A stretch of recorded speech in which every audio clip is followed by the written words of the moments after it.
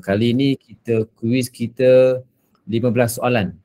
Semalam 10 soalan. Ini kita upgrade sikit soalan kita 15 soalan. Yang harapkan anda semua boleh menunggu sehingga ke akhir. Sebab kita akan bagi 15 soalan kuis untuk kita lihat siapakah yang kompeten dapat menjawab soalan tu dengan baik. Nanti Azri nanti boleh bagi dia punya link tu nanti insyaAllah kan. InsyaAllah. Okey. Okey. Hari ini saya akan berbicara tentang 3 perkara sebenarnya. Yang pertama tentang kaitan rukun iman dengan alam ghaib. Semalam saya dah beri dia punya intronya semalam. Okay. Siapa nak ulas sikit semalam, tulis sikit apakah kaitan antara rukun iman dengan alam ghaib. Siapa yang ada semalam boleh tulis sikit dalam ruang komen, sikit-sikit je kan.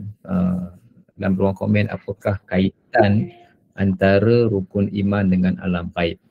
So boleh komen sikit sebab itu yang menjadi asas dalam untuk kita memahami bagaimanakah kenapa kita beriman dengan 6 dan kenapa 6. InsyaAllah kita akan perincikan pada malam ni.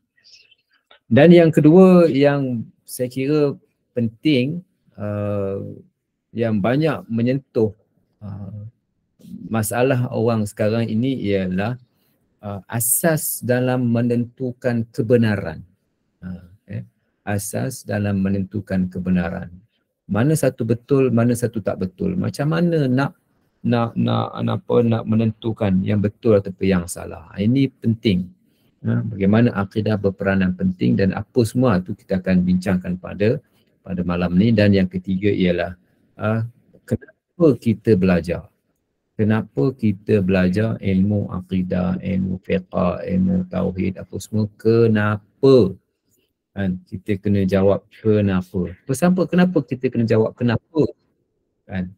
Pada waktu budak sekolah, di sekolah kita ajar apa. Tetapi bila masuk sekolah pemikiran ini, kita belajar kenapa. Okey. Sikit sebanyak apa yang kita akan cuba bincangkan pada malam ni insyaAllah. Ni ada yang menjawab. Dia kata siapa yang menjawab ni? Huda Razali.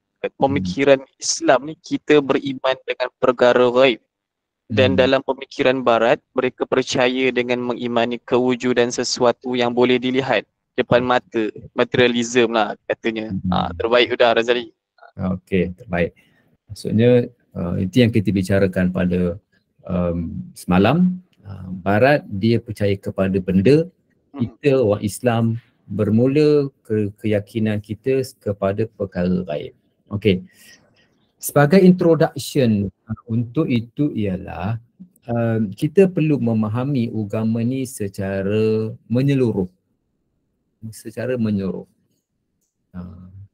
Azri, ada tak orang naik gajah macam ni Azri? Orang naik gajah macam ni? Macam pelik je ni naik gajah macam ni. Tapi saya sebenarnya ada pernah naik gajah di Lancang, di Temeloh, Pahang. Temeloh, tempat apa nama ni gajah kan. Naik atas belakang gajah, kemudian dibawa masuk dalam sungai. Mandi, dia merebahkan dirinya jatuh dalam sungai di Lancang, Pahang. Pernahlah naik belakang gajah. Okay. Tapi tak adalah tutup mata macam orang yang dalam gambar ni kan. Biasanya digambarkan bahawa orang buta bila pegang gajah, dia naik atas belakang gajah, dia kata gajah ni adalah apa macam belakang apa macam dinding pun ada kan, apa kan. Bila yang pegang kaki dia rasa macam tiang, so maknanya dia tidak dapat melihat keseluruhan aspek ni. Okey, Saadah Abbas, pemimpin Islam menerima alam ghaib yang terkenal beriman. Okey, betul. Kita pergi ke seterusnya kan, yang topik perbincangan kita pada malam ni ialah kita berada dalam hidup kita ini, kita berhadapan dengan dua alam, iaitu alam masyhud, alam yang kita nampak, dan yang kedua alam ghaib, alam yang kita tak nampak. Kedua-dua ni dipanggil dengan alam realiti, alam sebenar. Sama ada nampak ataupun tak nampak, dua-dua ni ada bersama-sama dengan kita. Yang banyak mempengaruhi kita ini, kehidupan kita ni banyak dipengaruhi oleh alam nampak, dan lebih banyak lagi kita dipengaruhi oleh alam yang tak nampak, alam ghaib. Kan?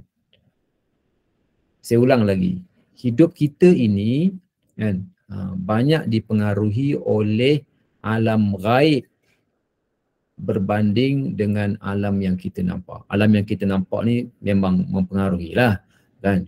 Bila sekarang ni dengar cerita beras naik lah apa semua kan, memang kita efek dengan benda-benda yang alam di sekitar kita. Tetapi alam ghaib ini kan, terlalu luas, terlalu banyak mempengaruhi kehidupan kita. Maka oleh sebab itu kan, dalam kehidupan kita ni kita perlu memahami dua konteks ini, supaya bila kita faham dua konteks ini, barulah kita akan dapat menjawab beberapa soalan penting ataupun 3 persoalan penting, iaitu apa persoalan dia, daripada mana kita datang, apa kita kena buat, ke mana kita nak pergi. Ini 3 persoalan penting hidup manusia kan. Bila kita dapat jawab soalan ini, maka semalam punya cerita kan, aliran pemikiran satu-satu tu dapat kita rungkaikan dengan baik, insya-Allah. Okey. Kita tak banyak bicara tentang alam yang nampak. Dalam rukun iman dia akan pergi kepada perbincangan tentang alam ghaib. So bila manusia berhadapan dengan alam ghaib kan, maka manusia akan melihat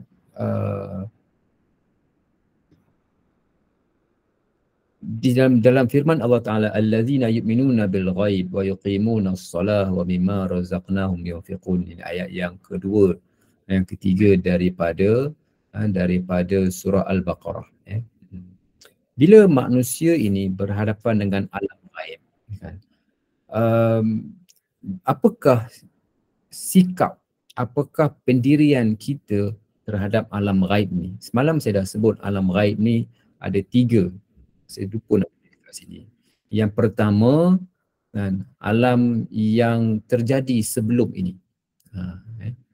Yang terjadi sebelum ni, benda-benda yang sejarah yang dah lama, termasuk dalam alam ghaib juga yang kita tak tahu. Yang kedua, benda yang akan berlaku pada masa akan datang. Yang akan datang, kebangkitan semula lah apa, neraka, syurga, itu yang akan datang. Dan yang ketiga, benda yang sekarang ini ada yang kita tak nampak dengan mata kepala. So, ada 3 benda perkara ghaib ini. Apa benda yang kita tak nampak? Tuhan ada tak? Ada. Malaikat ada tak? Ada. Kan? Jin ada tak? Ada. Maknanya itulah benda ghaib yang kita perlu percaya. So ada 3, kalau sebut perkara ghaib ni sekurang-kurangnya ada 3. Yang telah lalu, cerita yang telah lalu, yang sebelum kita dibangkitkan, itu juga perkara ghaib. Okey, saya nak bagi satu contoh lah. Azri. Pada waktu kecil dululah Azri. Ya. Ingat tak waktu kecil dulu, ni masa kecil-kecil selalu menangis ke malam-malam ke, selalu masuk hospital ke waktu kecil? Ingatlah apa yang berlaku pada waktu kecil dulu, waktu umur 1 tahun? Ingat tak dulu? Tak ingat tu. Ingat kan? Tak ingat. Okey. Ada tak mak bercerita? Oh, mak cerita ada. Mak cerita kita kan? masuk hospital ke, nangis ke, ada lah. Kan. Ada berapa adik-beradik? Saya ada 4 adik-beradik. Ada 4 adik-beradik kan. Mungkinlah, saya tak pastikan, mungkin mak ada cerita waktu daripada 4 orang ni beradik korang ni kan, yang seorang ni kuat menangis, yang seorang ni kuat menyusu, yang seorang ni suka masuk hospital, yang seorang ni kuat makan. Ada tak contoh begitulah kan? Ada. Adalah kan? Siapa yang bercerita? Kan? Mak yang cerita. Mak yang cerita. Kita tahu ke tak tahu? Kita tak tahu. Tak tahu pada waktu kecil. Kan? Benda ni sama juga dengan apa yang berlaku pada kita sebelum ini. Kan kita ni ada dalam perut ibu lah, kita ni pada alam roh lah, kita siapa yang boleh bercerita tentang perkara ini? Allah Ta'ala lah yang bercerita. Perkara gaib, dia perkara gaib. Kan? Ini tentang perkara gaib. Benda tu berlaku ke tak berlaku, mana kita sedar. Kan? Mana kita sedar. Agak-agaknya Azri pada waktu kecil dulu, ingat lah pada waktu kecil dulu, berapa tahun lah Azri ingat waktu kecil dulu, berapa tahun agak-agak? Berapa tahun baru saya boleh ingat lah maksudnya? Boleh ingat, maksudnya umur 5 tahun ke? Saya rasa saya 4-5 tahun kot rasanya baru boleh ingat. Dan sebelum tu memang tak ingat lah. Okay. Ni kita punya penonton kita ada 124 orang ni kan. Kalau dulu waktu kecil-kecil dulu, ingat sejarah pada dalam kita masa muda-muda dululah, muda-muda lah kan, budak-budak dululah kan, budak-budak dulu kan. Baby. Kalau peristiwa 4 tahun tu, 4 tahun ingat ke tak ingat? 4 tahun. Waktu 4 tahun tu kat mana kita besar? Cuba komen sikit audio kita. Cuba komen sikit. Waktu 4 ada tahun ni, ada ingat yang ke tak ingat? Waktu tu kat mana? Waktu kalau rumah tu rumah kampung ke rumah apa, ingat tak? Siapa yang boleh ingat? Dia tu tak ingat. Tak ingat dah. Sudah. Ini orang Sabah ni. Ingat sikit-sikit pada. Sikit-sikit. Tak ingat. Kalau 4 tahun, saya ingat kalau 4 tahun tu saya ingat sikit baru. 4 tahun tu 4 tahun ke 5 tahun? 4 tahun. 4 tahun mak saya pergi haji. Tu saya tinggal dengan opak. Tu ingat lagi lah. Itu pun bukan ingat semua. Ingat lah, pernah lah ingat pada masa tu kan. So maknanya ini perkara gaib. Perkara gaib. Seterusnya bila kita bincang perkara gaib ni kan, maka di situlah timbulnya akidah. Akidah ni dia menghubungkan kita yang hidup ni dengan alam gaib. Itu panggilnya akidah. Hubungan itu dibina menerusi akidah. Akidah ni adalah simpulan. Sebab tu saya letak gambar tali kat sini. Besar lagi daripada penumbuk ni. Besar daripada tali tu. Kan? Nak menggambarkan hubungan antara kita dengan alam gaib. Jadi nak menggambarkan hubungan itu dengan alam gaib, kan? Saya ada bagi dia punya teks PDF yang anda boleh lihat dalam PDF itu. Dia punya dalam jadual yang saya beri, kan, bagaimanakah kaitan dan hubungan antara satu kenapa rukun iman ini menjadi anchor, menjadi teras yang mengikat hubungan kita dengan alam gaib. Dia menjadi teras untuk mengikat hubungan kita dengan alam gaib. Yang pertama dengan alam gaib, yang first place, yang pertama ialah Tuhan. Yang pertama tentang Tuhan. Tuhan ini ataupun Allah Ta'ala ini merupakan suatu perkara yang kita mesti percaya ada. Orang putih kata nothing cannot create something. Saya boleh tulis nothing. Nothing ni apa Azri? Benda yang tiada. Nothing cannot create something. Tidak boleh mencipta ada. Benda yang tak ada tak boleh mencipta ada. Nak mencipta ada mesti ada. Alam ni bermula dengan ada. Sebab itu dibincangkan mula dengan Tuhan. Tuhan tu bersifat ada. Sebab tu dalam rukun iman kita wajib beriman dengan Tuhan, dengan Allah Ta'ala. Kerana Allah Ta'ala tu bersifat ada. Kalau tak ada Allah Ta'ala, tak adalah. Kan? Dan Allah Ta'ala itu wajib ada. Bila ada, apa kaitan kita pula dengan Tuhan? Untuk mengaitkan kita dengan Tuhan, maka ada perlu yang kedua namanya malaikat. Malaikatlah yang membawa mesej daripada Tuhan kepada kita. Dia yang menjadi perantara antara Tuhan dengan kita. Sebab itu kita wajib percaya malaikat. Malaikat bawa apa? Malaikat bawa kepada kita kitab. Kalau kita ada dapat surat kan, korang dapat beli apa nama, beli barang lah kan daripada Shopee ke daripada apa kan sampai rumah kan. Tiba-tiba barang tu ada kat rumah. Lepas tu kita mesti percaya ada yang tukang bawa barang itu sampai ke rumah kita. Siapa yang tukang bawa? Dalam konteks ni malaikat lah. Malaikat lah yang bawa mesej daripada Tuhan kepada kita. Sebab tu kita wajib percaya malaikat. Seperti mana kita wajib percaya kalau ada barang sampai kepada kita, mesti ada postman yang bawa. Takkanlah barang tu datang sendiri. Kan? Dia punya mediator itu. Mediator apa bahasa Melayu? Dia punya tukang bawa. Ini tu yang kita mesti percayalah. Dalam konteks ni kita mesti tak percaya malaikat. Kalau kita tak percaya malaikat, macam mana malaikat boleh bawa mesej daripada Tuhan kepada Rasul? Kan? Sebab itu kan wajib percaya kepada malaikat. Okay? Hari ini kita akan belajar tentang kenapa kalau sekolah dulu kita belajar apa rukun iman, berapa rukun iman, yang pertama apa, itu di sekolah. Di sekolah pemikiran dia tak belajar apa, dia belajar kenapa. Okay. Kan? Seterusnya kitab pula. Kitab. Jadi kitab datang daripada Allah menerusi wahyu yang dibawa oleh malaikat, dan ada juga yang Rasul terima terus daripada Tuhan, dan juga beberapa kaedah-kaedah yang lain, tapi basically peranan malaikat lah.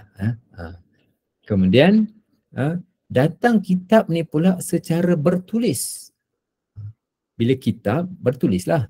Kan? Kalau wahyu tu mungkin bertulis, mungkin tidak. Tapi bila disebut kitab, dia mesti bertulis. Nama pun kitab bertulis. Dan bertulis ini penting kaitan dengan kita sebab bila bertulis dia akan mudah untuk kita buat. Bila ada bertulis dia akan menjamin ketulinan. Bila bertulis dia mudah untuk kita rujuk sebab dia bertulis. Okey. Jadi kalau tak bertulis, gamaknya mungkin kita tak semayang macam kita semayang sekarang lah. Nabi semayang lain, kita semayang lain. Mungkin begitulah keadaannya kan. Sebab itu datang dalam bentuk yang bertulis. Okey. Kemudian tak cukup dengan itu. Tak cukup dengan itu. Maka dibawanya Rasul supaya tunjukkan macam mana cara nak buat. Macam mana cara nak mengolah, macam mana cara nak semayang. Sebab kalau ikutkan semayang ni, dalam Quran tak ada semayang 5 waktu tak sebut. Berapa waktu yang disebut dalam Quran? Siapa boleh jawab? Siapa boleh jawab? Siapa boleh letak komen dekat sini? Siapa boleh letak komen? Dan dalam ruang komen, berapa waktu yang ada disebutkan dalam Quran? Siapa boleh letak komen? 50 waktu. Banyak tu.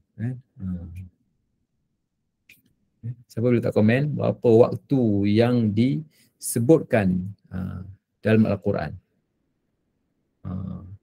Okey, 2, 3, 2 pagi, 2 petang. Ada 2 waktu. Aisyah. Lagi, siapa lagi? Okey, tadi saya ada lihat Nakib sebut ada 3 waktu. Waktu apa Ustaz? Dalam Al-Quran disebut semayang tengah. Hafizu ala salawati wa salatil wusta. Dia sebut semayang tengah. Semayang tengah ni bila tengah ada awal, ada tengah, ada akhir. 3. Tapi tak disebutkan waktu zuhur ke asar, tak disebutkan. Yang ada sebut semayang tengah. Hafizu ala salawati wa salatil wusta. Semayang tengah. Apa semayang tengah tu? Kan? Wallahu alam, tapi bila sebut tengah sekurang-kurangnya ada 3. Satu yang mula, satu yang tengah, satu yang kemudian. Maknanya kan kita semayang 5 waktu ni semua adalah hadis. Nabi yang bawa, yang tunjukkan cara bagaimana Islam tu diamalkan. Itu peranan Rasul. Wajib tak kita percaya? Wajib kita percaya. Apa kaitan kita dengan dia? Kalau Rasul tak datang, memang kita tak boleh nak buat agama. Ya, itu kaitan kita dengan Rasul. Okey. Kemudian apa lagi? Kan? Dalam rukun iman ini dua benda penting yang dimasukkan dalam rukun iman, iaitu hari kiamat dan juga qada qadar. Kenapa hari kiamat? Kenapa qada qadar? Okey, oleh kerana manusia hidup ke bumi ini, bila adanya hari kiamat, maka dia menjadikan hala tuju hidup dan matlamat hidup manusia. Nak ke mana? Kau nak cari apa? Belajar ni nak cari apa? Kerja ni nak cari apa?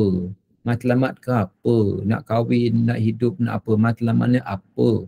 Dia letakkan hari akhirat. Akhirat kat situ. Akhirat, kenapa orang panggil hari akhirat? Kau tak apa hari awal? Hari akhir. Hari apa? Hari akhir ni penyudah. Hari akhir ni penyudah. Sebab tu hari akhirat. Dia tak sebut hari awal, hari akhirat. Hari qiyamah, semua ni qiyamah, qiyam, bangun, habis semua dah terpelanting belaka. Jadi tujuannya apa? Tujuannya untuk memberikan hala tuju matlamat hidup manusia nak pergi ke mana. Itu kaitan antara kita dengan semua rukun iman ini. Dan yang keenam ialah qada dan qadar. Qada dan qadar ni apa benda pula Ustaz? Supaya manusia boleh terima dengan hati yang terbuka semua ketetapan yang diberikan kepada kita manusia ini, kan, kaya, miskin, kuat, lelaki, perempuan, kan, kita boleh menerima segala ketentuan daripada Tuhan. Kenapa kita perlu terima? Sebab kalau manusia tak terima, ini yang menyebabkan manusia akan frust dalam hidup, akan kecewa dalam hidup.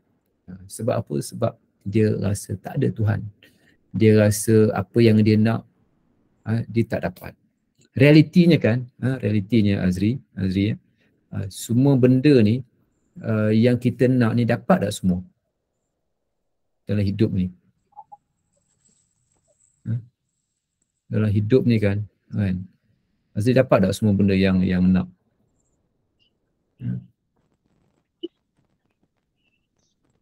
Rumah ke, duit ke, nak kahwin ke, nak apa ke, semua nak berjaya, nak duit banyak. Dapat tak semua yang benda yang kita inginkan? Ataupun kalau siapa-siapa yang dapat, boleh cerita tak siapa yang dapat? Saya dapat semua benda yang kita nak. Saya dapat semua benda yang nak, semua dapat. Pada siapa yang nak, siapa yang dapat tu kira hebatlah. Azri dapat tak semua, Azri?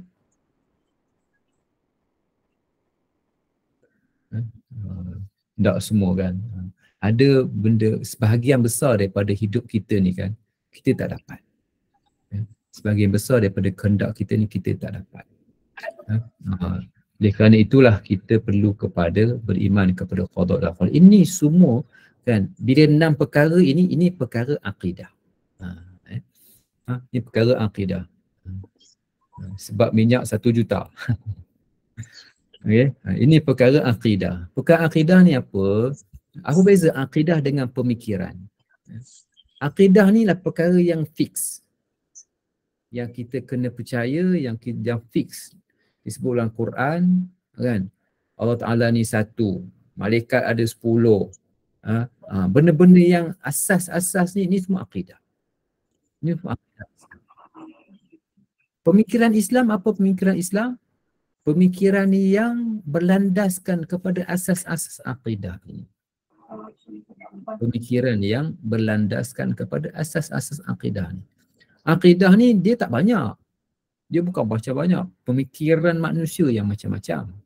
Akidah ni tak banyak dia punya perbincangan dia.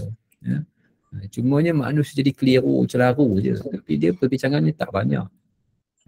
Manusia ni, pemikiran manusia lah yang banyak tu yang kita bincang semalam, modernism lah, apa benda lah macam-macam. Pemikiran manusia itu belum lagi kecil-kecil macam-macam. Pemikiran manusia, budaya manusia dah macam-macam. Akidah dia tak banyak. Akidah rukun iman 6. Kemudian adalah pecahan-pecahan sikit, tak begitu complicated, taklah banyak. Kalau yang terlalu mendalam tu pun dia bukanlah perbincangan yang wajib kita tahu pun, perbincangan yang mendalam. Yang tahu, yang wajib kita tahu sebagai orang Islam, asas sebagai Islam tak banyak. Rukun iman yang 6. Kemudian tambahlah sikit-sikit lagi, tak tu je kan. Jadi apa beza akidah? Akidah ni benda kita fikir. Pemikiran, ya benda fikir. Tapi perkara akidah ni perkara yang basic, perkara pemikiran ni perkara yang fikirlah kau nak pergi ke bulan ke, nak pergi ke dalam laut ke, nak pergi ke hujung dunia ke, nak pergi ke bukit ke mana ke, fikirlah. Tetapi jangan lari daripada landasan hubungan 6 perkara ini. Kau nak fikir macam mana, fikirlah, tapi kau ingat fikir Tuhan sampai jadi 3. Fikir macam mana asal masih lagi Tuhan satu, fikirlah. Fikir macam mana beriman dengan malaikat, timalah, okeylah tu. Fikir macam mana pun okey, beriman dengan kitab, ikut semua kitab, okeylah tu. Tapi kalau kau tak ikut Islam dah, itu jadi haru dan itu jadi celaru. Ini beza antara rukun Islam ini ialah apabila mereka mengimani tentang perkara ini, fikirlah apa pun asalkan tidak bercanggah dengan Islam, maka itu adalah pemikiran Islam. Yang bercanggah itu pemikiran sesat. Pemikiran sesat. Yang ikut logik akal apa semua ni biasanya orang sebut itu pemikiran barat. Biasanya begitulah kan. Sebab di sana tamadun yang dibina di barat berasaskan kepada logik. Berasaskan kepada logik. Bila berasaskan kepada logik, maka mereka kita kata pemikiran ni pemikiran barat. Walaupun mungkin yang cakap, yang berfikiran barat tu orang Melayu, hidung penyek, tapi pemikirannya hancurlah dia. Pemikiran barat lah dia, pemikiran yang logik. Pemikiran yang berasaskan kepada, semalam kita bincang, berasaskan kepada materialism. Kita beriman kepada ghaib, dan ghaib ni bukan bermakna tak ada. Ghaib tu makna ada tetapi berada bukan di hadapan kita. Okey, ini perkara yang pertama yang saya nak bicarakan, iaitu bagaimanakah hubungan kita dengan perkara ghaib ni, dengan Tuhan, malaikat. Rukun iman ni semua bukan perkara ghaib yang wajib kita percaya, Okey, ada siapa yang tak jelas nak tanya soalan, boleh silakan kalau ada tanya. Siapa boleh audience, kalau ada sebarang tiruan, pertanyaan, kita tanya terus kepada kepada doktor lah, ataupun yang rasa macam segan-segan nak cakap boleh check dekat ruangan komen tu, bagian message tu saya boleh tolong membacakan dan kita utarakan kepada doktor, insyaAllah. Ini ada siapa kata Azaim Irsyad, PQS ke? PQS ni pengajian Quran Sunnah. Quran Sunnah. Katanya subjek. Tajuk ni pun masuk periksa. Tajuk masuk periksa. Jangan main. Jangan main-main ni, tajuk ni masuk periksa. Pentingnya kuliah kita malam ni tu. Yang pastinya akan masuk dalam kuis sekarang ni. Sekarang ni akan masuk kuis. So semua kena tengok siapa jawab dia dapat markah 2 je, dia kena tampil sendiri kat rumah. Denda diri sendiri. Denda diri sendiri. Okey. Satu lagi sebelum saya pergi kepada tajuk seterusnya, antara percaya dengan tahu. Okey. Apa beza percaya dengan tahu? Kan? Tahu, percaya. Ada siapa nak tolong jawab ke? Sebelum saya jawab, percaya dengan tahu. Percaya dan ada yang nak jawab apa perbezaan percaya dengan tahu. Percaya dengan tahu. Kenapa kita sebut percaya dengan perkara ghaib? Kenapa kita sebut tahu dengan perkara ghaib? Okey. Kalau ada nak jawab. Kalau tak nak jawab, jawablah hati dulu. Kemudian tengok Ada yang jawab jawapan itu daripada betul ke Muhammad. tak. Okey. Tahu tak Muhammad semestinya percaya, tak semestinya tahu. Percaya tu yakin, tahu tu maksud information tentang benda itu. Okey. Betul tu. Semua saya nak bagi satu perspektif begini kan. Percaya ni ialah benda yang kita tak nampak lagi.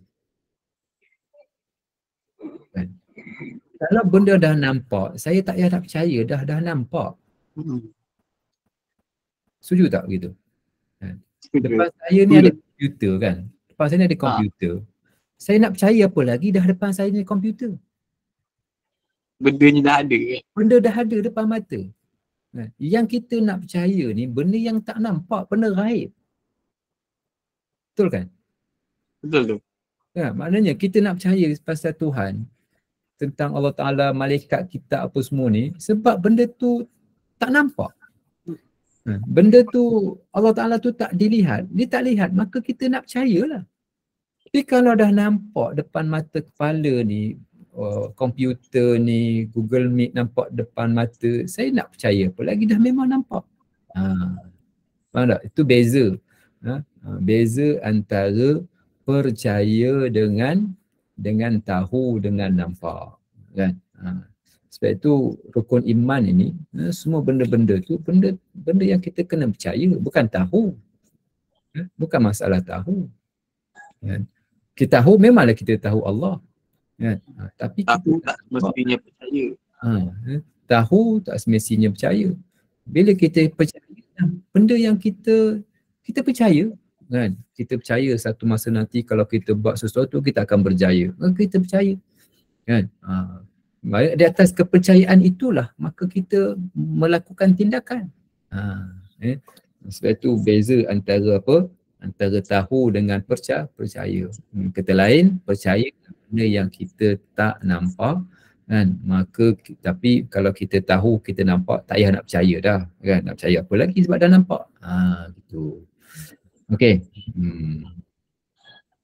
Tahu boleh bawa kepada percaya. Ya, prasyarat kepada tahu, kepada percaya ni mesti tahu. Kalau tak tahu apa nak kau percaya kan? Tak tahu apa nak percaya kan? Okey. Seterusnya kita pergi kepada perkara yang kedua. Tadi kita akan bincang 3 perspektif ni. 3 perspektif. Yang pertama tadi hubungan kait kita dengan alam ghaib. Yang kedua, bila kita hidup ini, kita akan mencari kebenaran. Kebenaran. Kita akan suka dengan benda yang betul. Kita akan suka benda yang benar. Ini kita orang Islam. Contohnya kan, saya nak tahu bagaimana benda benar ni kan. Siapa yang boleh jawab? Kalaulah 2 campur 1, jawabnya 3 lah kan. Takkan jawab 5 lah. 2 campur 1 jawabnya 3. Maknanya 2 campur 1 jawab 3 ni benda betul lah. Benda benar. 2 campur 1 jawab 5 benda salah. Okey. Maklumat ini, fakta ini daripada mana kita dapat? Siapa yang ajar benda ni? Daripada mana kita tahu? Azri tahu daripada mana benda ni? 2 campur 1 jawab 3. Daripada mana tahu benda ni? Daripada cikgu. Daripada cikgu. Cikgu ajar. Cikgu dapat tahu maklumat tu daripada mana? Daripada cikgu kepada cikgu. Cikgu kepada cikgu. Cikgu kepada cikgu, cikgu kepada cikgu, cikgu kepada cikgu, cikgu kepada cikgu lah selama-lamanya kan. Itu fakta kebenaran. Kebenaran ini dia tak ada siapa yang boleh mendakwa. Jangan curi. 2 campur 1 jawab 3. Kau jangan curi fakta ni. Siapa boleh curi? Tak boleh. 2 campur 1 jangan Aziz jangan pakai 2 campur 1 3, tak boleh. Yang mungkin ada sekarang copyright.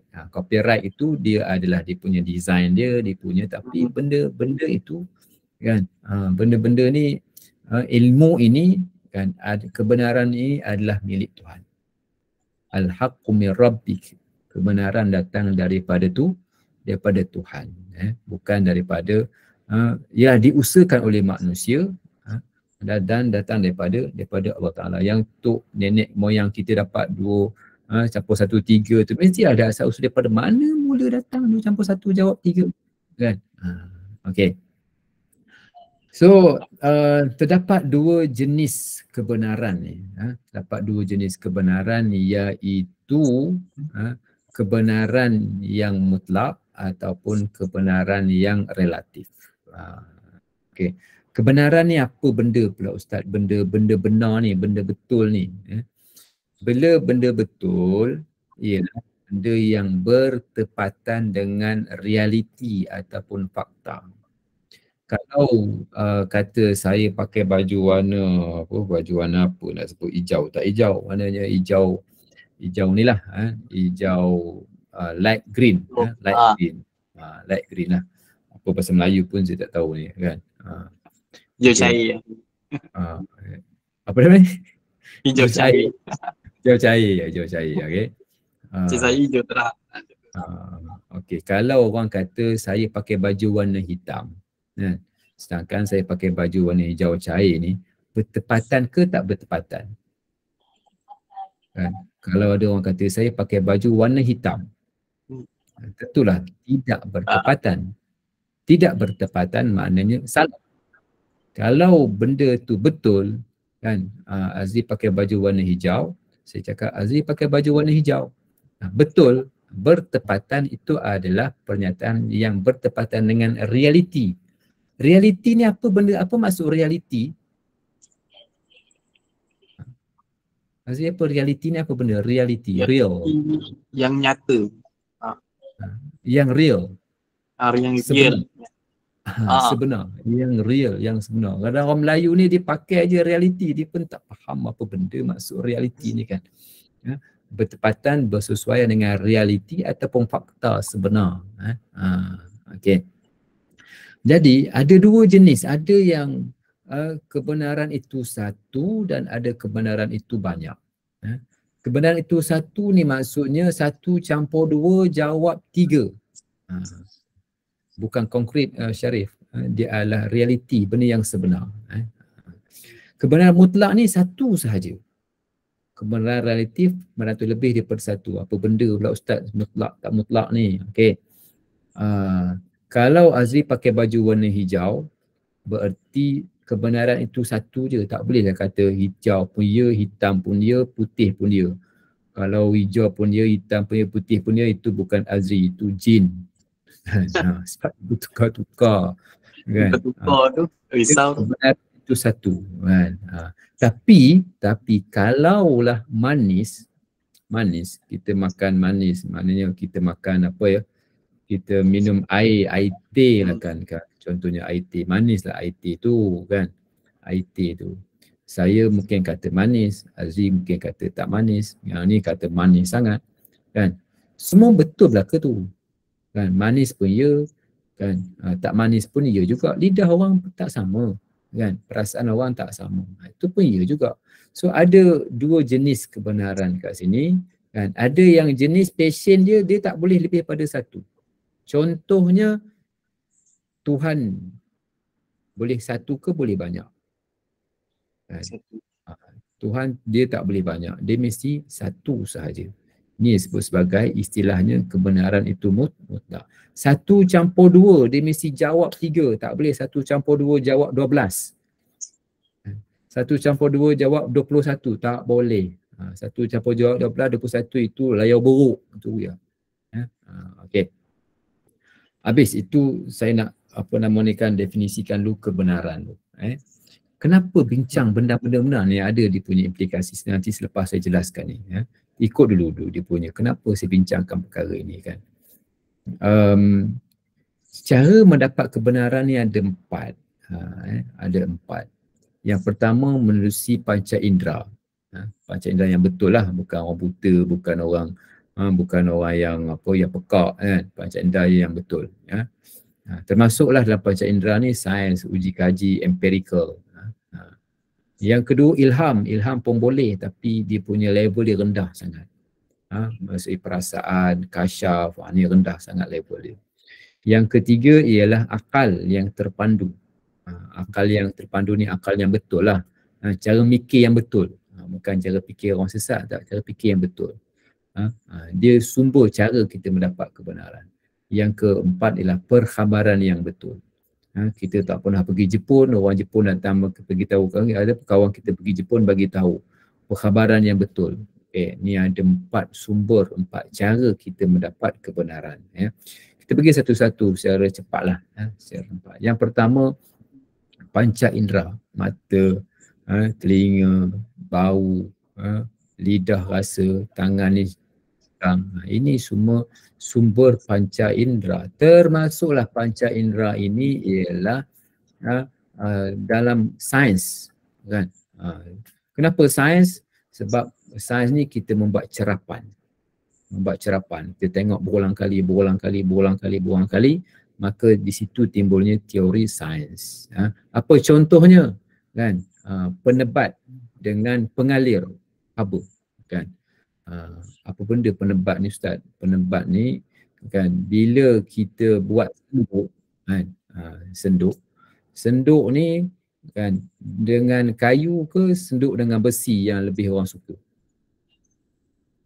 Kalau buat senduk nasi, kan, senduk nak masak apa, kan, kenapa orang pilih senduk yang berasaskan penebat? Sebab dia tak panas, kan. Macam mana tahu? Sebab berulang kali maka orang lahirlah teori. Ini sumber panca indera, yang akhirnya akan melahirkan satu teori, dan itulah sumber kepada ilmu. Benda yang berat akan jatuh lebih cepat daripada benda yang ringan. Macam mana tahu? Buatlah uji kaji. Tengok, kan. Ini sumber panca indera belaka. Okey. Yang ketiga, sumber logik.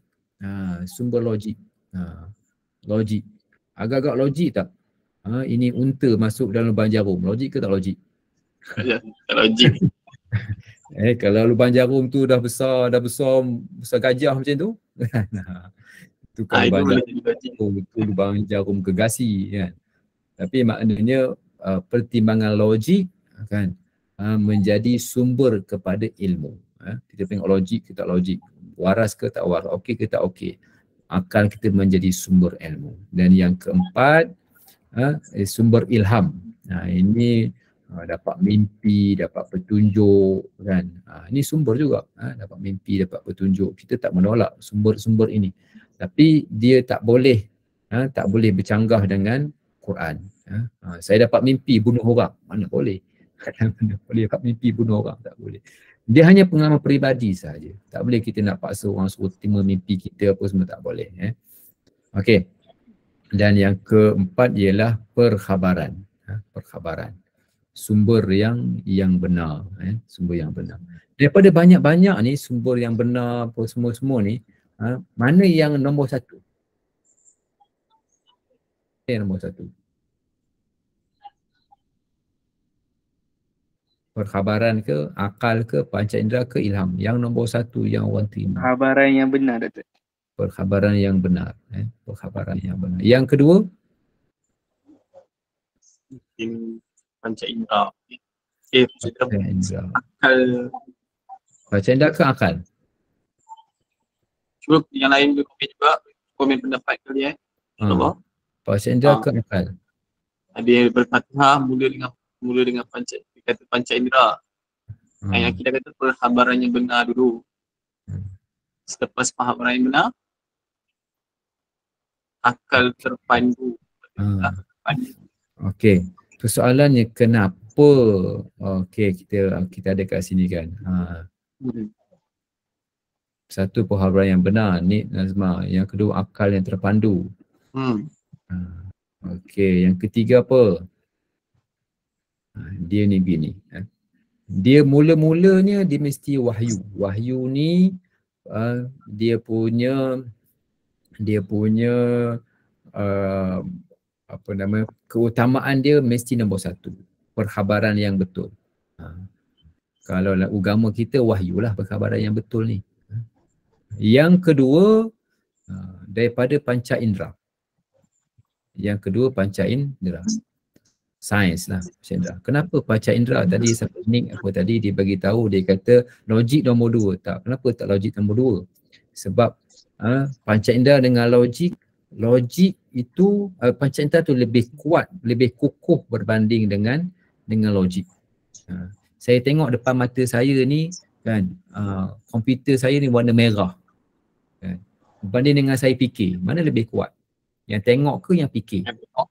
Yang tengok lebih kuat kan. Yang tengok lebih kuat. Jadi kerana itu panca indera tu lebih kukuh berbanding dengan logik. Sebab logik ni dia punya dispute dia ataupun dia punya apa kita panggil, dia punya perpalahan dalam logik itu lebih kuat, lebih banyak orang berbalah berbanding dengan benda yang nampak. Contohnya, saya tengok komputer saya warna merah dengan saya fikir warna merah. Fikir ni lambat, tengok dulu lebih cepat. Ilham lagi lambat. Tak semua orang dapat ilham. Yang tengok semua orang tengok. Fikir tak semua orang fikir. Ilham lagilah tak ramai. Sebab tu turutan dia mula-mula wahyu. Okey. Apa benda yang saya nak cerita ni? Apa benda yang saya nak cerita daripada benda ni? Apa masalahnya dengan pemikiran ni? Okey. Masalah dia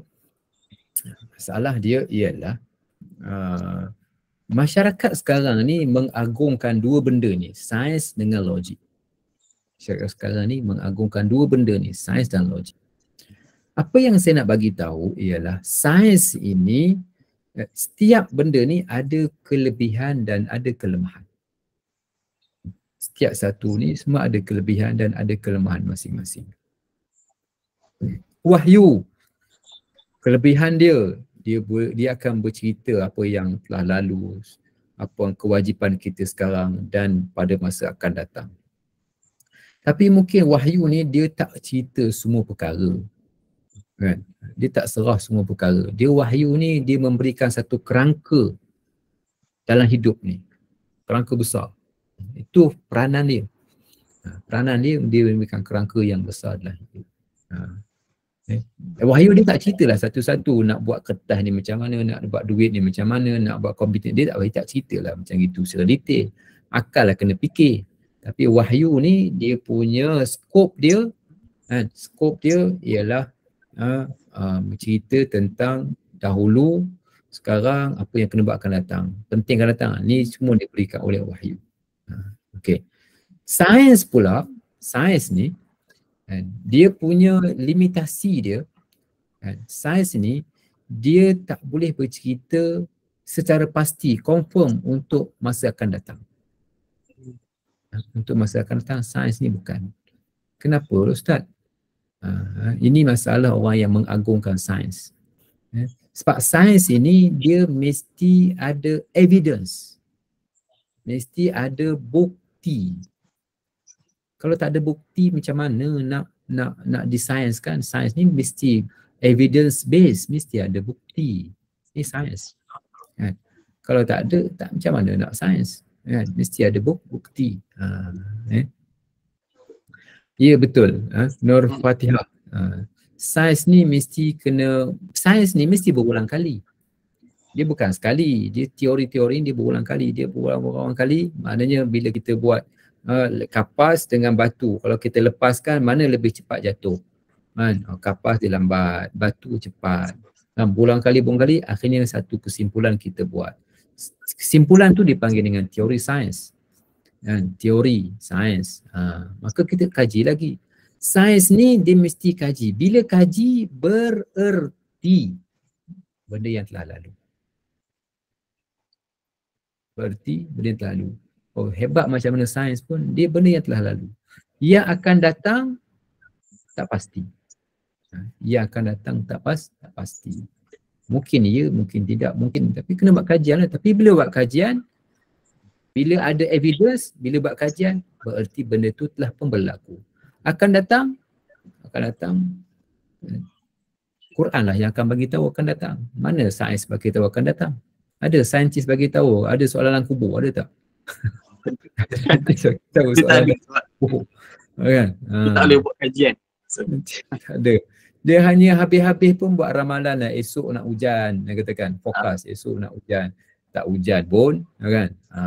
Ramalan bolehlah buat, tapi bercakap akan datang, ramalan ni tak ada bukti kan. Ramalan dia membuat jangkaan saja kan. Sains ni mesti ada bukti. Itu sains tu dia punya sifatnya begitu. Kita faham dia punya nature sains. Bukanlah sains ini tak penting. Sains ni penting, tapi janganlah sains ni mendahului agama. That's the point yang saya nak cakap hari ni. Berdasarkan semalam tu kan kita bincang pemikiran kan, ada orang yang menepikan Tuhan, yang mengagungkan sains. Tak, kita beritahu sains ni ada limitasi dia kan. Kemudian logik ni dia punya kekuatan logik pada benda-benda yang bersifat asas je. Apa benda bersifat asas? Boleh tak lembu masuk dalam lubang jarum contohlah kan. Makna tak logik lah benda-benda yang asas itu okey. Kita boleh bersepakat. Tapi kalau nak cegah COVID dulu, macam mana nak buat? Macam-macam kaedah, macam-macam cara, macam-macam teori timbul. Selesai tak? Macam-macam lah, dah banyak orang mati dah kan. Mungkin ada di kalangan kita ni pun adik-beradik apa semua, mungkin ada yang meninggal dunia kan. Disebabkan oleh, sebab apa? Sebab yalah orang fikir kan, fikir ni pun maknanya macam-macam cara fikir, melainkan dalam perkara-perkara yang asas sahaja. Sebab itu kekuatan logik ni taklah sekuat kekuatan sains, kekuatan panca indera, lebih kuat daripada logik kan. Jadi kalau logik manusia kan, yang sekarang ni orang fikir sekular lah, benda lah apa semua ni, maka dia tak boleh nak lawan wahyu. Wahyu ni dia ada dia punya skop kerja dia. Dia macam ginilah, macam kita dalam rumah tangga lah kan. Ada ayah, ada ayah, ada mak. Ayah ni boleh kita contohkan dia sebagai berada di tempat yang pertama lah dalam hierarki keluarga. Ayah lah yang pertama lah. Takkanlah mak yang pertama kan. Mesti ayah yang pertama. Ayah ni tugas dia memimpin keluarga. Memimpin keluarga. Ayah ni boleh beranak ke tak boleh beranak? Boleh. Soalan merepek soalan. Ayah boleh beranak ke tak? Dia nampak beranak tapi nampak mengaku tak beranak. Ayah ni dia bukan kerja dia beranak kan. Jadi maknanya bukanlah satu kelemahan pada ayah kalau dia tak boleh beranak. Kan? Sebab macam wahyu ni kan, dia punya peranan wahyu, dia bercerita tentang perkara yang telah lalu. Pada masa akan datang, kiamat lah apa semua akan datang. Apa benda yang manusia kena sedia sekarang, benda-benda yang penting-penting dalam hidup manusia, semua diceritakan dalam wahyu. Dan wahyu taklah cerita nak buat jalan, wahyu pun nak cerita, nak buat cerita, itu bukan peranan wahyu. Macam kita tadilah kan, peranan ayah, takkanlah ayah nak beranak, bagilah beranak tu pada mak kan. Kalau ayah nak beranak juga, itu saya tak tahulah, itu kena tanya Sajat lah kan, macam mana. Kan, itu tak tahulah, kena tanya konsep dia macam mana Sajat kan. Kau boleh panggil Puan Sajat, melainkan kalau kena beranak dulu, beranak dulu kau boleh. Okey. Sajak lah begini. Tapi nak ceritanya setiap satu ni dia tidak berlawanan antara satu sama lain, dan tak boleh menganggap tak penting. Sains tak boleh mengenepikan wahyu, orang agama tak boleh mengenepikan sains. Orang wahyu tak boleh menepikan logik kan. Dalam agama ada logik, dalam sains pun ada logik, dan masing-masing maknanya mempunyai peranan masing-masing, tetapi ada dia punya hierarki. Hierarki ni apa? Hierarki ni adalah dia punya dia punya turutan je lah, dia punya tahap dia, mana yang lebih penting, mana yang kurang penting, mana yang sangat tak penting. Sebab tu dalam Islam yang pertama wahyu, kemudian barulah sains, logik dan seterusnya ilham. Jadi kalau kita bincang semalam, orang semalam mengutamakan mula-mula dalam pemikiran barat bermula dengan material benda. Itu dah salah. Tak bertepatan dengan realiti, sebab realiti hidup kita ni ada benda, Dan ada benda nampak dan ada benda yang tak nampak. So macam mana kita nak buat? Inilah kan, ada wahyu, ada panca indera untuk kita memahami perkara berkenaan. Maknanya doktor, kita kena, kalau kita mula kena tengok dari segi wahyu. Tak ada dalam wahyu, kita kena tengok sains. Tak ada sains, kita tengok logik. Tak ada logik, kita tengok ilham. Macam tu. Ya. Dan ada benda yang dalam sains tak ada, kena logik, dan ada yang kita utamakan logik daripada sains. Ada benda tak dalam wahyu kan, nak buat roundboard ke nak pakai nak traffic light, tak ada dalam wahyu pun, ikutlah kita sesuai kita nak pakai ke mana. Tapi kalau benda tu disebut oleh wahyu, maka tak bolehlah sains mengatasi wahyu. Kalau sains kata kan 2 campur 1 3 kan, dalam panca indera ni 2 campur 1 3, janganlah logik pula kata mana boleh logik 1 campur 2 jawab 4. Tak boleh lah, sebab itu benda-benda yang fix dalam setiap satu bidang, ada yang fix, masing-masing tak boleh nak langgar kan. Dan benda ni perlu diselaraskan. Okey. Saya kira kalau ada siapa yang tak jelas, okey tak saya punya penjelasan? Kalau ada yang mungkin tak jelas ke apa ke kan. Saya sebenarnya tak bercakap dari sudut ini sahaja kan, tetapi saya nak kaitkan dengan semalam. Itu saya punya perbincangan ini. Saya nak kaitkan dengan semalam supaya benda ni dia berkait-kait antara satu sama lain. Dia berkait-kait antara satu sama lain. Ya, ada siapa-siapa nak ni, silakan kalau ada apa-apa. Ada siapa yang nak bincang soalan ataupun ada keliruan daripada Saifuddin, dia kata jelas. Jelas ya. Nur Fatihah Ahmad Nizam. Sains ni bukan kadang-kadang. Sains ni mesti buat research. Mesti buat research, mesti berulang kali, dapat evidence, barulah itu menjadi satu teori dan dapatan sains. Okey.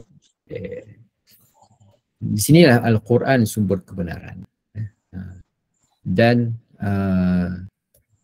walaupun Al-Quran itu sumber kebenaran, tak semua orang terima. Ada orang tak nak, ada orang tak suka, macam-macam lah sebab. Jadi bukan masa sekarang saya nak cerita tentang halangan itu, mungkin itu kita bincang kat maghrib lah.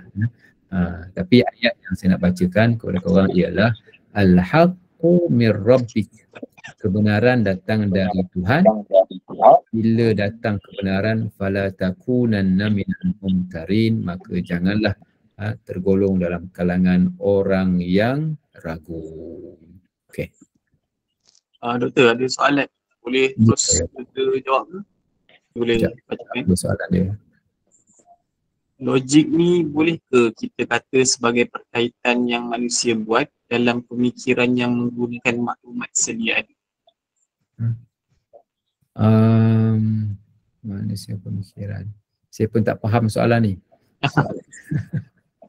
Dia boleh juga.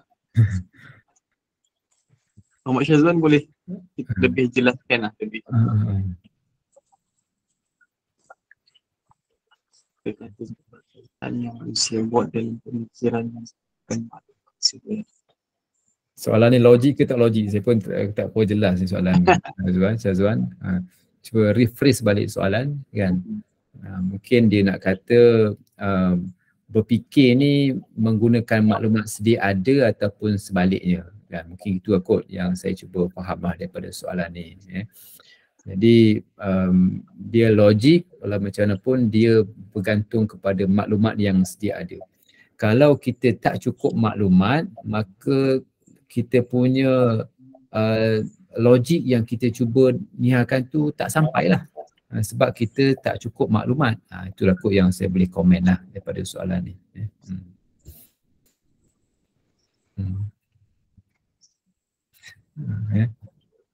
Itu tafsiran saya tentang logik. Logik berpandukan kepada wahyu lah. Maknanya nak fikir logik, fikirlah kan. Nak fikir logik tu tak apa, tapi janganlah logik itu logik yang bercanggah dengan wahyu. Yang penting jangan bercanggah dengan wahyu. Apa contoh berpenting bercanggah dengan wahyu? Semalam kita dah contohkan semalam. Semalam contohnya kita sebut dia tak nak terima zakat. Siapa tak nak terima zakat? Dia cakap riba ni okey, zakat tak okey. Kan? Sebab apa? Sebab zakat ni kalau habiskan duit. Riba boleh buat untung. Cara fikir begitu tak betul. Sebab agama kata jelas. Agama kata zakat kena keluar. Walaupun kita rasa rugi tapi kita kena keluar. Riba walaupun boleh buat untung, Islam kata tak. Islam kata tak. Contohnya judi, kan? Judi kalau ikutkan logik ni, judi ni tak ada salah kalau ikutkan logik. Kan? Apa nak salah? Kan? Saya berjudi 2 orang. Saya kalah, saya redha. Azri kalah, Azri pun redha. Kan? Saling redha meredai antara satu sama lain. Kan? Kami berjudi 2 orang aja. Kan? Tapi kalau ikutkan logik tak ada apalah kan ni. Saya berjudi 2 orang. Saya kalah, saya redha. Azri kalah, Azri redha. So apa kaitan dengan orang lain? Kan? Tak ada kaitan dengan orang lain. Tapi salah tak salah? Salah. Salah. Sebab apa? Sebab dia dah bercanggah dengan Quran. Lalu orang dia kata saya ni tak ganggu orang lain. Saya ikut suka saya lah. Nak pakai ikut apa ke, nak apa jadi sajat ke, nak apa ikut suka saya lah. Mana boleh? Kan? Mana boleh? Kan? Sebab dia ada dia punya peraturan apa semua. So dia tak boleh ikut logik akal sendiri yang bila logik akal sendiri yang bodoh, kan? Logik akal yang bercangkang dengan agama, dia jadi bodoh lah. Dia jadi tak kena, jadi salah lah dalam pegang agama. Okey. Itu begitulah. Okey ya, Akmal. Akmal Faiz. Okay, Doktor, terima kasih atas pencerahan. Okey. Seterusnya kan, saya bincang sikit tentang ilmu-ilmu Islam ni. Satu, tauhid. Tauhid ni dia berkaitan dengan cara kita berfikir. Ilmu tauhid, ilmu akidah, dia berkaitan dengan cara orang berfikir. Fiqh ni cara nak beramal. Cara nak beramal. Jadi sikit lagi saya akan bagi soalan. Azri dari soalan. Yang ni bahagian yang ketiga ni sekejap je. Dari soalan supaya anda boleh menjawab semua soalan ya. Soalan kuis 15 soalan insyaAllah. Okey, pembagian ilmu-ilmu Islam ada tauhid ni berfikir, fiqh beramal nak buat, tasawuf ni hati. Macam mana nak jadi baik, hati jadi baik, ini adalah soal tasawuf. Tasawuf jadi hati yang baik. Okey, tauhid dia akan bincang 4 perkara. Saya tak nak detail ni, cuma nak bagi tahu 4 perkara ni: ketuhanan, kenabian, sam'iyat yang kita dapat dengar je kan, dan tentang manusia. Saya masukkan manusia dalam perbincangan ilmu tauhid. Okey. Kemudian pasca moden tu saya bincang. Kita akan bincang nanti pasca moden Khairul Aswad di ujung kita nanti kita akan bincang pasca moden, tapi bukan kali ini ya. Bukan kali ini. Okey, kemudian ini penting, ini yang saya nak sebut kat sini ya. Tujuan belajar ilmu tauhid. Tujuan belajar ilmu tauhid. Ini kalau perlu catat, kalau tulis. Ini penting. Tujuan belajar ni ada 2 benda sebenarnya. Kalau tengok belah sini kan isbat.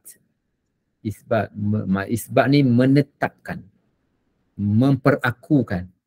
Ini isbat, menetapkan, memperakukan. Ketuhanan, kenabian. Ni bab isbat, menetapkan. Yang kedua, menafikan. Menafikan, menghindarkan, mengelak. Itu bahagian kedua dalam ilmu tauhid. Mengisbatkan dan menafikan. Jadi kedua-dua ni kan, dia bahagian isbat ni dia tak banyak berkembang. Bahagian isbat ni dia tak banyak berkembang. Dia tak banyak berkembang. Yang banyak berkembang bahagian sini ni. Bahagian tauhid ni bahagian syubhat, sesat, syirik, kufur. Ni bahagian ni cukup banyak. Kenapa bahagian cukup banyak Ustaz? Sebab syubhat zaman dulu tak sama dengan syubhat zaman sekarang. Sesat zaman dulu tak sama sesat dengan zaman sekarang. Kufur zaman dulu tak sama kufur dengan zaman sekarang. Berbeza. Berbeza dia punya cara, walaupun konsepnya sama tapi dia punya bentuknya dah tak sama. Dia punya orangnya dah tak sama. Jenamanya pun tak sama. Contohnya dulu orang sesat dengan berlantu raya. Sampai jadi saka, siapa ada saka kan? Sampai jadi saka, mati sebab saka apa semua. Sebab dulu orang beli jenis bela hantu raya dulu. Kenapa bela hantu raya? Orang dulu bela hantu raya. Zaman tok moyang kita dulu kan bela hantu raya. Sebab apa? Sebab mungkin rumah masa tu jauh, orang pun hidup susah kan. Mungkin dia punya ancaman pencuri, ancaman pun mungkin ada kan. Kemudian nak bantu, nak buka kebun, nak tebang pokok apa semua ni guna jin lah. Itu zaman dulu boleh jadi sesat pada zaman tu sebabkan bela benda-benda yang macam ni. Begitu juga tetapi sesat zaman sekarang ni ada lagi kot orang yang pergi bela hantu raya ni, tapi tak ramai. Sesat sebab apa sekarang? Sesat sebab TikTok. Banyak sebab TikTok. Sesat sebab media baru. Sesat sebab berebut, nak pegang kuasa. Sesat sebab menipu, sebab macam-macam sesat. Dulu ada juga orang menipu, tapi menipu zaman dulu tak macam menipu orang zaman sekarang. Sesat zaman dulu tak sesat macam orang zaman sekarang. Memang mana sangat berbeza, bentuk sesat kufur berbeza. Dan sebab itu perbincangan ilmu tauhid ini dia perlu nak accommodate ataupun dia perlu nak menyesuaikanlah dengan realiti. Ini kena, sebab ilmu tauhid ni berkembang. Seperti juga macam ilmu fiqh. Ilmu fiqh pun berkembang juga. Ilmu fiqh adalah ilmu yang berkaitan dengan praktikal amalan. Praktikal amalan, ibadat ni amalan, muamalat ni amalan. Lagi banyak muamalat perbankan, macam-macam. Dia memang berkembang. Munakahat ni tak berkembang sangat kan. Munakahat habis 1, 2, 3, habis 4 lah, tak ada sampai 5, 6, 7, 8, 9, 10 pula kan. Dia ibadat, muamalat ni sangat banyak berkembang. Munakahat tak banyak. Jenayat pun tak berapa banyak berkembang. Jadi tapi yang penting, saya bukan nak ajar tu apa tujuan belajar. Kita nak bagi apa tujuan supaya kita faham. Pergi sekolah ni tahu sebab apa pergi sekolah. Nanti pergi sekolah tak tahu sebab apa pergi sekolah kan susah. Kan? Masuk universiti tak tahu kenapa masuk universiti kan susah. Kerja tak tahu sebab apa kerja pun susah juga. Kita kena tahu sebab. Supaya kan, orang main bola, main tendang-tendang je. Orang main bola masuk berlawan, nak masuk gol. Tahu tujuan ni nak masuk gol. Tapi kalau main bola tendang ke tengah, tendang ke tepi, offside. Jadi apa tujuan kau main bola? Inilah tujuannya. Kita belajar ni apa tujuannya? Supaya dalam ilmu tauhid ini kita boleh untuk menunjukkan cara hidup Islam, beramalkan macam mana nak buat, membuktikan kebenaran pengakuan dan hati. Macam mana kita nak buktikan kebenaran ini dengan ibadat lah. Betul tak kita yakin tadi? Dibuktikan dengan amalan. Semayang banyak, puasa apa semua, itu bukti amalan kita. Kat mana kita nak tahu amalan? Iqah lah. Ilmu fiqh lah. Melaksanakan tuntutan agama. Tuntutan agama suruh kita nak kembangkan dunia. Ni semua ilmu-ilmu ni belajar dalam ilmu fiqh. Perincian tu bukan sekarang lah. Perincian tu tempat lain, masa lain. Dan yang ketiga ialah ilmu akhlak ni ialah dia ada dua. Dan dua level akhlak ni. Satu, hubungan baik dengan Tuhan, hubungan baik dengan manusia. Ini ilmu dalam ilmu akhlak, ilmu tasawuf, ilmu akhlak tu samalah tu. Nak bagi hubungan baik dengan Tuhan ni okey, dengan manusia tak ada dengki, tak ada ngumpat, tak ada apa tu dengan sesama manusia. So kita kena jelas kenapa belajar ketiga-tiga ilmu ini, supaya bila kita belajar tiga-tiga ilmu ini kita akan dapat satu jawapan yang pasti dan kita tahu ke mana nak bawa tiga-tiga ilmu ini. Okey, saya rasa itu kod yang saya cuba kongsikan dengan korang semua pada malam ni lah. Pada malam ni yang terakhir. Yang terakhir ni. Ni sangat penting ni. Ada 4 kategori manusia. Ada 4 kategori manusia. Yang pertama, manusia yang beriman. Manusia yang beriman. Manusia iman, sikap dia yakin dengan Tuhan. Tindakan dia membuktikan kebenaran seperti mana yang diperintahkan. Dia akan buktikan. Orang fasik, sikap dia ragu dengan Tuhan. Ragu dengan Tuhan. Dia tengok bukti dulu baru nak percaya. Ini orang fasik. Dia tengok bukti dulu.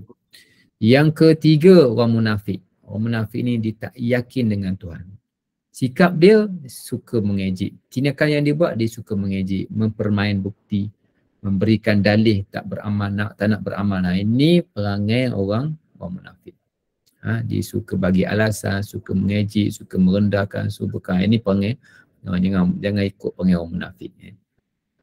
Kita sebut dalam Quran, kenapa kau tak buat? Dah buat, kenapa sikit? Dah buat ni, dia memang macam itulah perangai ni, panggil orang munafik. Orang kafir ni tak masuk buk lah, dia memang tak beriman langsung. Menolak segala bukti. So ini 4 sikap yang ada pada manusia berdasarkan kepada kategori manusia. Okey. Okey, habis. Saya dah faham, tak payah tanya dah. Okey, ada apa-apa nak tanya? Saya bagi masa dalam seminit 2 kan. Hingga 10.55 kan. 10.55 kita akan bagi soalan dan dah ready untuk menjawab Google Meet. Google Form, ready depan PC masing-masing ataupun depan handphone untuk menjawab soalan. Okey, silakan kalau ada apa-apa dalam seminit 2 ni.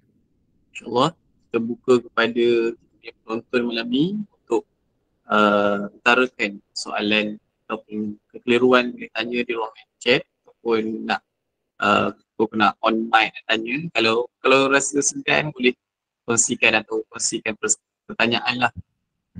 Okey, daripada Nick Hussein, dia tanya doktor boleh 4 kategori manusia. Okey, sekejap. Yes. 4 kategori manusia. Okey.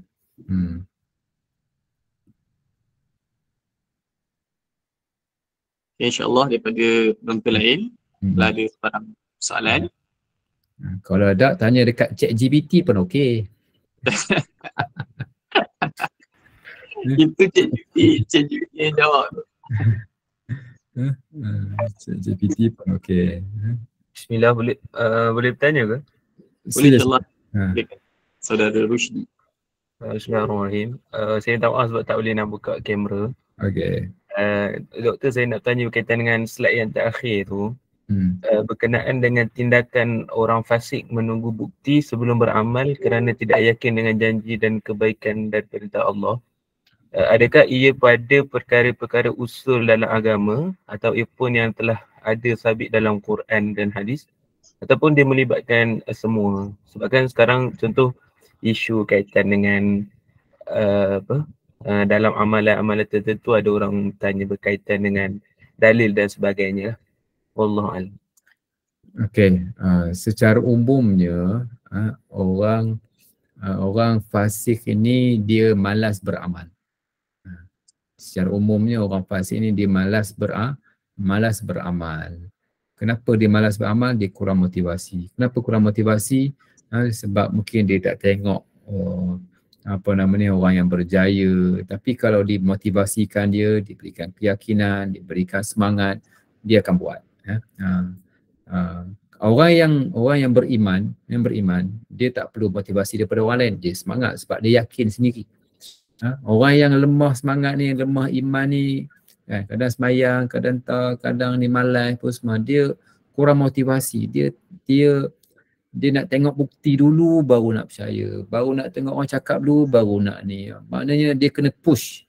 dia kena push orang fasik ni. Dalam bab amalan. Kalau ragu dalam Tuhan tu bahayalah. Ragu dengan Allah Ta'ala ni maksud saya ialah ragu dengan janji-janji Allah Ta'ala. Kalau dalam bab yang berkaitan dengan keimanan, ragu dengan Tuhan tu masalah kan.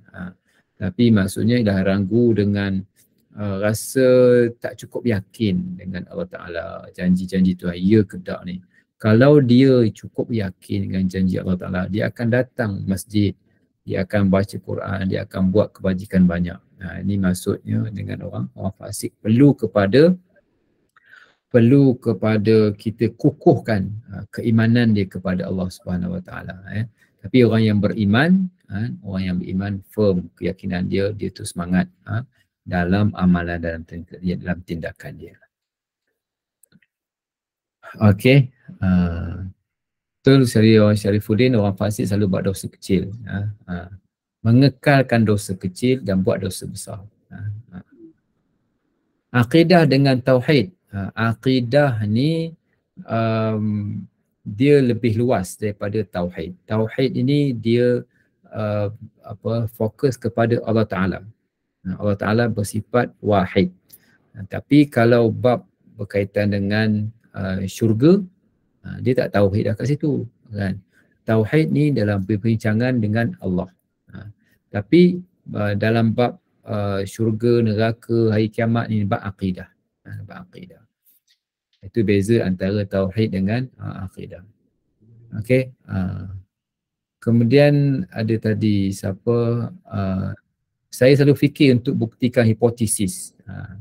Hipotesis ni benda yang tak dibuktikan lagi. Apa benda yang nak dibuktikan ni Syarifuddin? Nak buktikan apa? Nak buktikan apa? Itu bergantung kepada, tengoklah kalau bukti sains perlu dibuktikan.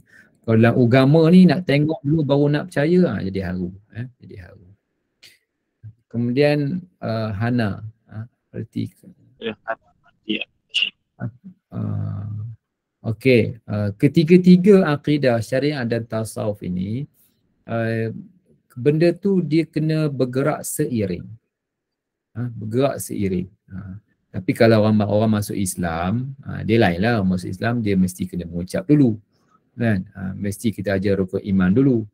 Tapi kita yang dah Islam ni, benda ni kita kena seimbang. Pengetahuan kita dalam tiga-tiga perkara ni kena seimbangkan. Orang zindiq. Orang zindiq ni adalah orang yang macam etis lah, orang zindiq ni. Macam etis yang suka menganjing, orang suka ni panggil orang zindiq. Tauhid 3, tauhid 20, saya tak nak komen kat sini, panjang ceritanya. Puan Rosminah. Okey.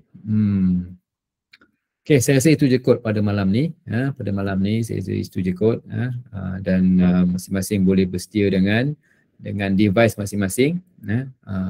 Boleh kita apa benda ni, bagikan dia punya link tu. InsyaAllah saya akan share link.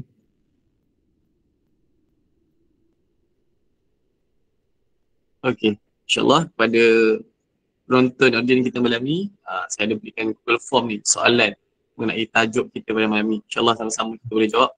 Saya pun jawab juga. Boleh buka semua, ada masalah ke?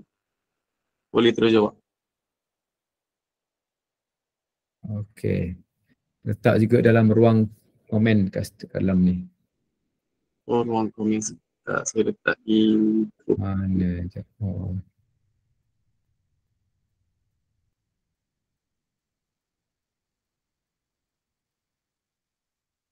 Saya ada juga share di grup lah.